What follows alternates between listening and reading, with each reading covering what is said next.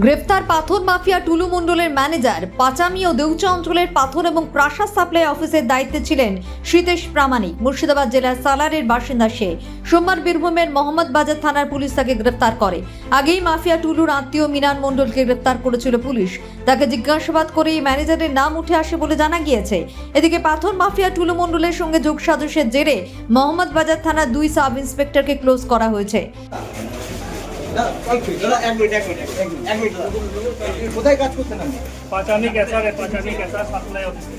কার আন্ডারে? কি আন্ডারে লাগছে? বাড়ি কোথায় যাবেন? Supply office. বাড়ি কোথায় যাবেন? বাড়ি এটা মুর্শিদাবাদ সালার। কোন পোস্টে কাজ করতেন? কোন পোস্টে কাজ করতেন? সাপ্লাই অফিসে বলছি তো। কার আন্ডারে কাজ করতেন? আস্তে আস্তে আস্তে আস্তে দাঁড় করে দাও, দাঁড় করে। আপনাকে কেন ধরেছে বলতে পারছি না। ধরে এনেছে করে এনেছে এবার দেখি কখন ধরলো সে 3 দিন আগে। আপনি কোথায় কাজ করতেন? কোথায় কাজ করতেন? পাচামি कैसा আপনার বাড়ি? আপনার বাড়ি কোথায়? আমার বাড়ি মুর্শিদাবাদ। আপনি কাজ করতেন কিসে? এসআই সানাউর হোসেন ও আব্দুল আলিমকে বীরভূম পুলিশ লাইনে ক্লোজ করা হয়েছে। পুলিশ সূত্রে জানা গিয়েছে, বীরভূমের অন্ধকার জগতের বেতাজ বাদশাহ মোহাম্মদ নিজামউদ্দিন ওরফে টুলু মণ্ডলের বিভিন্ন বেআইনি কার্যকলাপে সহযোগী হিসেবে দিনের পর দিন কাজ করেছে এই 2 অফিসার। তাই তাদের ক্লোজ করা হয়েছে। আজ বীরভূম জেলা আদালতে তোলা হলে শ্রীতেশ প্রামাণিককে 7 দিনের পুলিশ হেফাজতের নির্দেশ দেন বিচারক।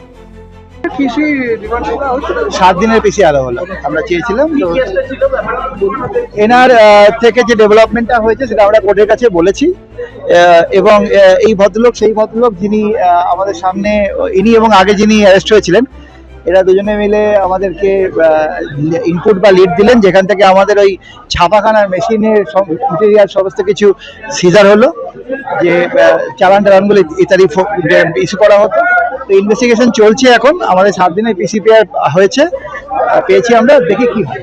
এনার বিরুদ্ধে মূল অভিযোগটা কি রয়েছে? মানে যিনি ইনি আমাদের, যেটা আমরা কোর্টে বলেছি পরিষ্কার, আপনারা শুনেছেন বলে, যে আমাদের যে টাকা অ্যালটমেন্ট হতো গভর্নমেন্ট বিভিন্ন জায়গায় এই পুরো পার্টের ক্রাইমের, তাতে এনার নিজের হাতের লেখার একটা ডায়েরি পাওয়া গেছে, কাগজ পাওয়া গেছে, যেখানে দেখা যাচ্ছে যে উনি বিভিন্ন গভর্নমেন্ট অফিসারদের টাকা অ্যালট করতেন এবং সেই হিসেবে ওই কাগজ, ওই ডায়েরি প্রথম রিকভার হলো এবং সেখান থেকে এনাদের এবং আরেকজন অলরেডি যে অ্যাকিউজ পারসন ছিলেন তাদের ইনফরমেশন বেস করে রেড করে ওই ওনার গোডাউন থেকে ওই ছাপাখানা এবং ছাপা মেশিন এবং ওনার যে বিয়ে বাড়িতে ব্যান্ড দিয়েছিলেন মেয়ের বিয়েতে, সেই ব্যান্ড থেকে আরম্ভ করে যারা যারা যেতেন তাদের সবকে একটা ব্যান্ড পড়াতেন, এই পুরো জিনিসগুলো রিকভার হয়েছে।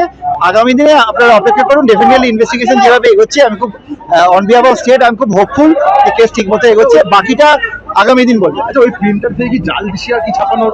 এটা তদন্ত ইনভেস্টিগেশনের পার্ট আছে। এখনো পর্যন্ত ফরেনসিক বা ইত্যাদি না এলে এটা কনফার্মলি বলা যাবে। গভর্নমেন্ট অফিসিয়াল যাদের নাম পাওয়া গেছে তাদেরকে কি কেসে ইনক্লুড করা হচ্ছে? দেখা যাক, এটা পার্ট অফ ইনভেস্টিগেশন। 7 দিনের পিসিপি অ্যালাউ হয়েছে।